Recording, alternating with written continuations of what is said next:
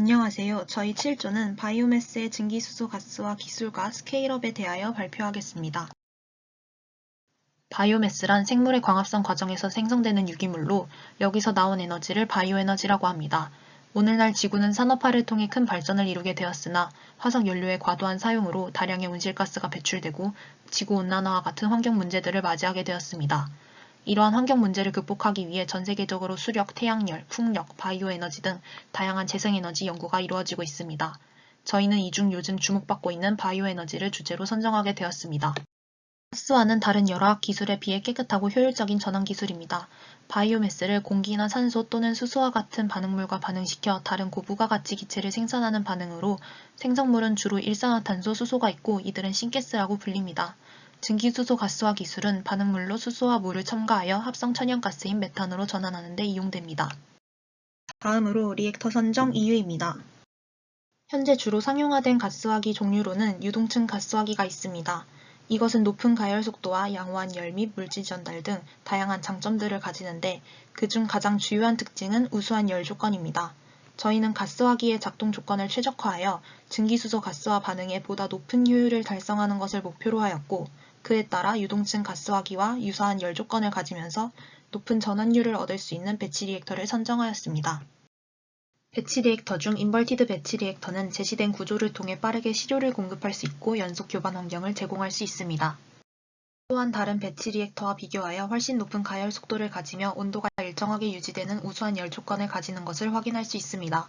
따라서 저희는 이러한 인버티드 배치 리액터를 반응기로 선정하였습니다. 키넥티스 연구를 위해 선행 논문에서 시행된 실험에 대해 설명하겠습니다.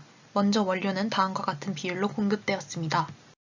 실험 결과 온도가 증가함에 따라 탄소 전환율은 향상되었고 700도씨에서 66.4%로 나타났습니다.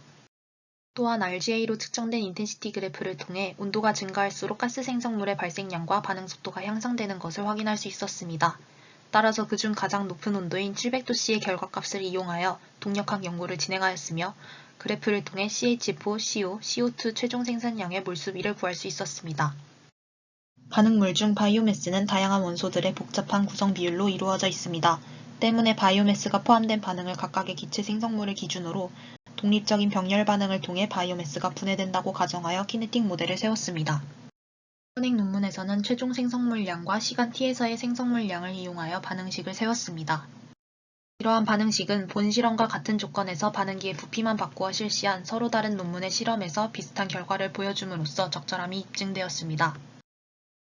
따라서 저희는 앞서 말한 모델을 채택하고 다음에 4가지 가정을 도입함으로써 반응식을 일반화하였습니다. 가정들을 바탕으로 탄소 전환율과 생성 몰수비를 통해 각각의 가스 생성물의 생성 속도식을 세울 수 있었습니다. 이때 바이오매스에 포함된 탄소의 몰수는 위에서 언급한 바이오매스의 구성 비율을 통해 계산할 수 있습니다. 각각의 병렬 반응식의 반응 차수 n을 결정하기 위해 0차, 1차, 2차 반응에 대한 각각의 적분 속도식을 세우고 그래프를 그려보았습니다. 그래프를 통해 CH4 생성 반응이 1차 반응에 가깝다는 것을 확인할 수 있었습니다. 그래프의 기울기인 속도상수가 논문에 나온 것과 유사하게 도출되는 것을 확인하여 신뢰성을 확보할 수 있었습니다. CO와 CO2의 경우도 위와 같은 방법으로 반응 속도식과 반응 차수를 결정할 수 있었습니다. 다음은 계산한 K값과 논문의 K값을 비교하여 구한 오차율과 최종적으로 얻어진 반응 속도식입니다. 구한 700도에서의 속도상수값과 선행 논문에 나와 있는 600도, 660도에서의 속도상수값을 참고하여 아레니우스식의 각각의 값을 대입하여 활성화 에너지를 구하였고 다음과 같은 그래프를 그릴 수 있었습니다. 그래프의 기울기 값을 이용하여 활성화 에너지를 구해보면 600도에서부터 700도까지 메탄은 42.8kJ/몰, 일산화탄소는 55.4kJ/몰의 값을 가졌습니다. 표는 다른 열분의 공정에서 보고된 CH4 및 CO의 형성에 대한 활성화 에너지 결과와 비교를 보여줍니다. 이를 통해 증기수소 가스화는 증기와 수소로 인해 다른 과정보다 CH4 형성에 유리하다는 것을 확인할 수 있었습니다.